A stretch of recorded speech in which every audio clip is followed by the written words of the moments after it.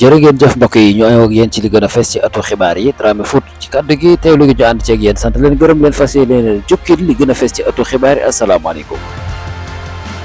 li gën a fes ci atu xibaar yi dañ koy daal di doore ak li nga xam mooy tirage au sort bi nga xam mi ngi soxaloon éliminatoire yii di CAN 2025 bi ñu dëgmal foofee ci réewu Maroc la war a amee.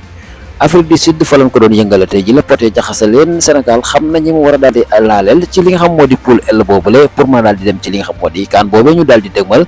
Sénégal la Burkina Faso Malawi ak Burundi ñoom la war a daal di laalanteel ginnaaw bu àndee ak dogalu borom bi des na ci dikkaat ñu dikk ci doomu Sénégal bi nga xam moo di Moussa Niakhaté nekk ni daaw mu nekkat foofee nga xam moo di ca Nottingham Forest waxees na daal dina fay jógee ba gis ngeen ko nii mu ne fang dem na foofee ci Olympique Lyon daal di fay xaatim contrat bu ko yóbbu atum 2028 fas yéene faa des ay at ci kanam loolu lépp daal yemb na ko daal moom jóge na Angleterre dem France fas yéene faa yeggalawaat li nga xam moo ay atam yii ci des ba fii ci atum 2028 moom mi li nga xam moo di Moussa Niakhaté kon Nottingham Forest la daal di bàyyi ko fa mu nekkan fa ak doomu Sénégal di